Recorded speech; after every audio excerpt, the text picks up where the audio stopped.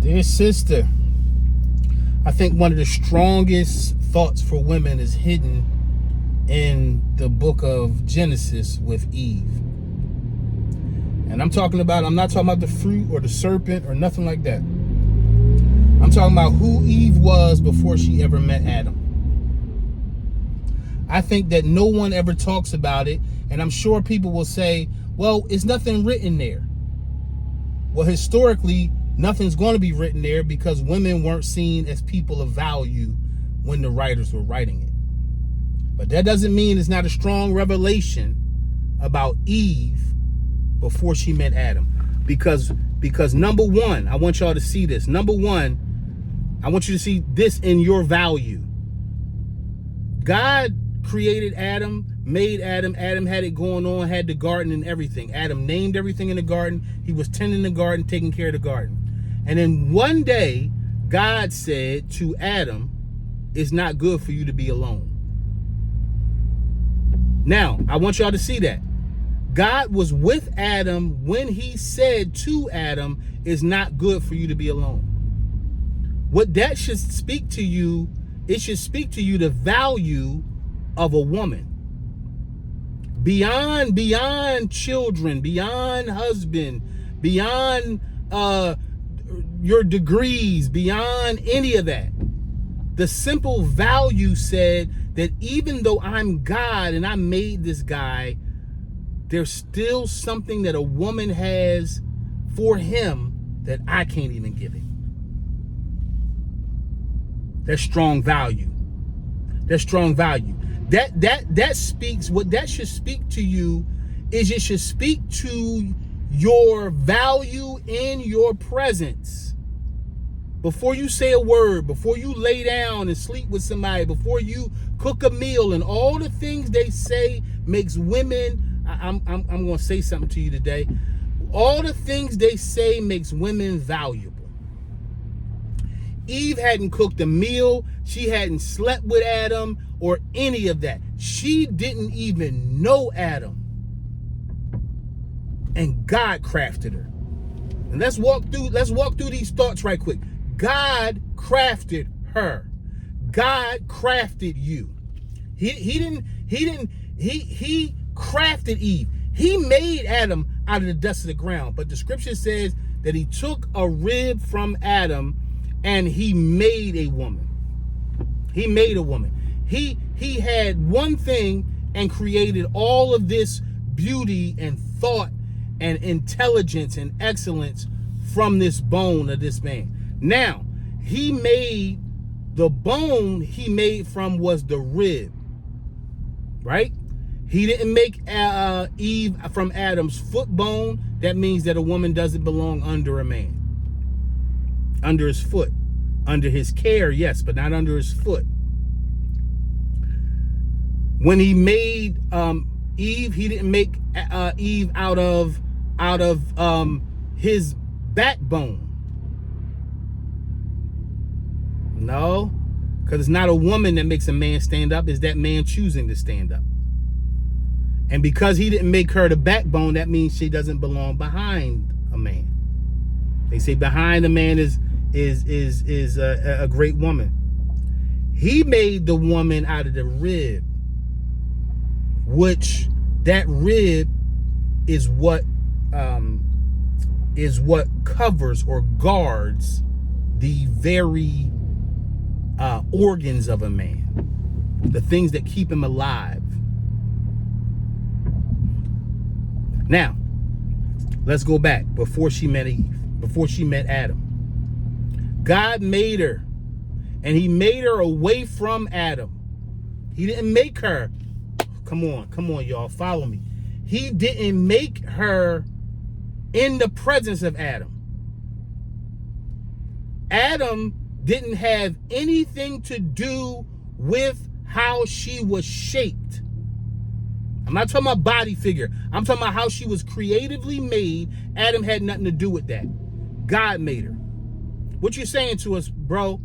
Stop shifting and shaping and shifting and shaping to fit what a man desires. Well, some of you are saying, what do I do? You got to get back in touch with yourself and who you were before you start dating, before you got married, before you had a baby. Who were you before you start producing for other people? That's the strongest question that you should be asking yourself as a woman. Who was I before I started producing for other people? Because once you produce what you have to do, what you do in a marriage, then you're producing to make this man happy. You're producing a child. You're producing. You're made to produce, but you can't get caught up in what you produce. You have to start making more of a conscious effort to honor who's doing the producing, which is you. Because what happens is you start loving what you produce more than that you produce.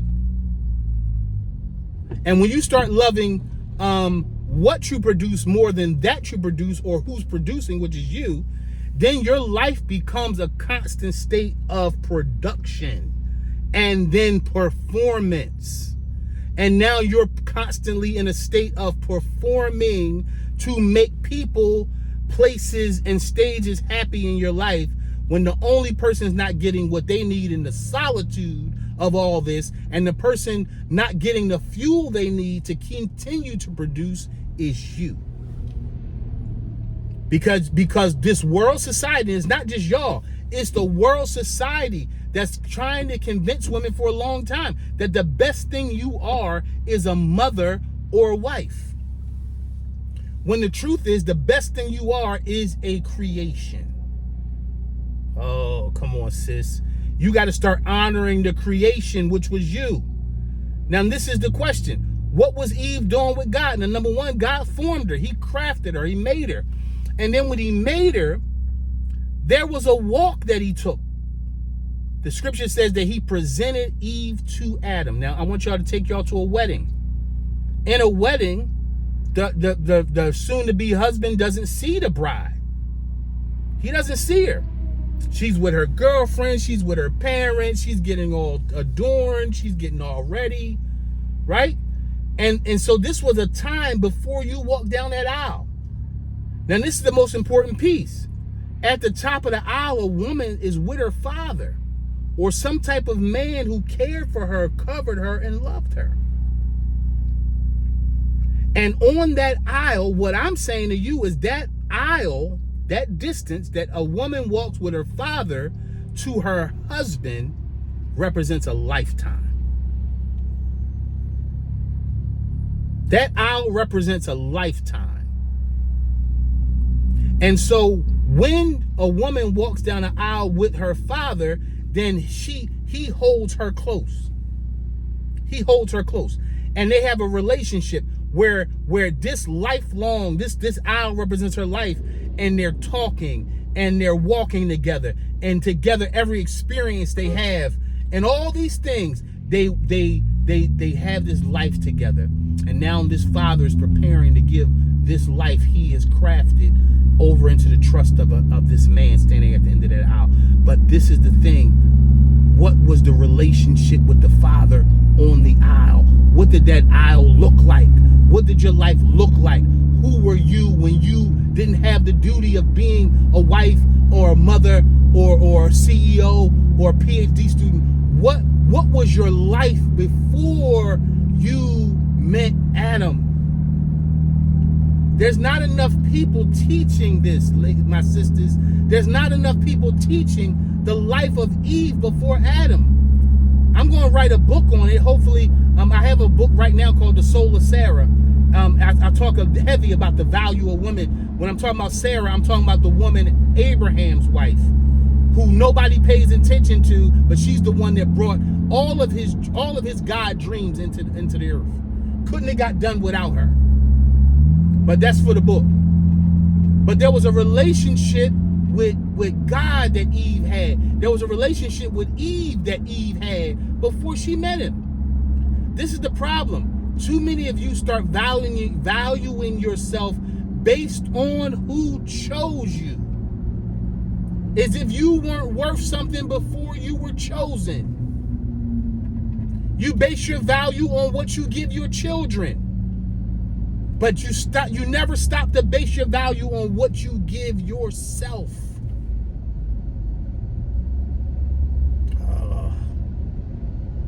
I might have the part 2, 3, 4, 5 this. But Eve had a relationship with God and herself. Now, Christian, prove it. She knew what to do when she got to Adam. God didn't just prepare the garden for Adam and Adam for the garden. God also produced Eve for Adam, and Eve also was acquainted with this garden. She knew her value. She knew what she brought to the table. Now the question is, what did she bring? What did Eve bring? See, we don't talk about this stuff, y'all. What did Eve bring? Eve brought wisdom. Now, this is the thing. And I've taught this before, but as I'm talking to y'all, it's something I'm thinking about even deeper. I've said, and I believe it's true, that the way to a man's heart is the woman he loves. The serpent knew that too. But the serpent didn't use Eve because she was just this weak vessel that can get to Adam.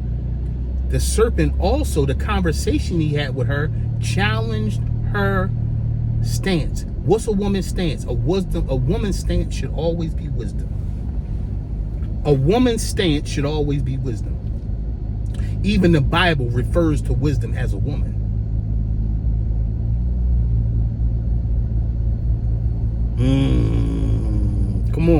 Come on. Your first stance should be wisdom. And that's why Satan knew, I'm going to come at the greatest thing about her wisdom. I'm going to challenge her to rethink what she knows. That's how Satan is still getting y'all today, sisters.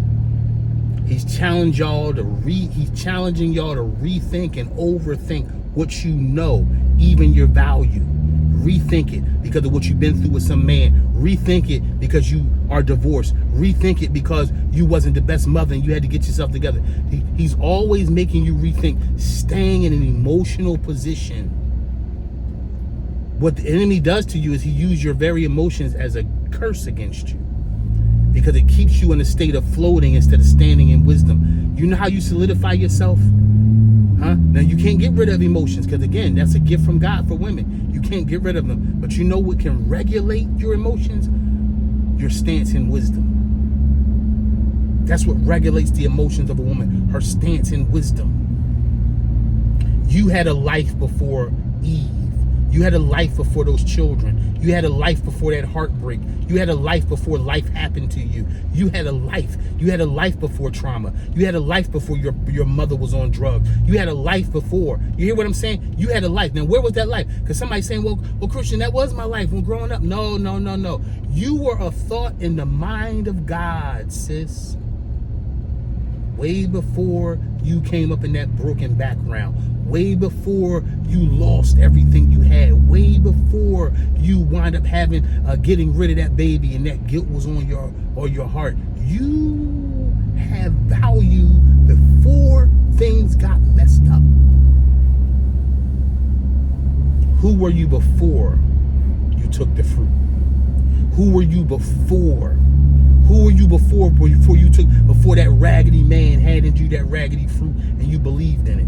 Who were you before you took that mental L and found yourself in a broken mental state where you had to go get help and get there? Who were you before? See, the thing is, you still counting your life by what your trauma was. You're still counting your life by what you survived. And the truth is, your life is not defined by survival. No. You're more than a survivor. You are God's creation. And what you've suffered in life doesn't stop you from being God's creation.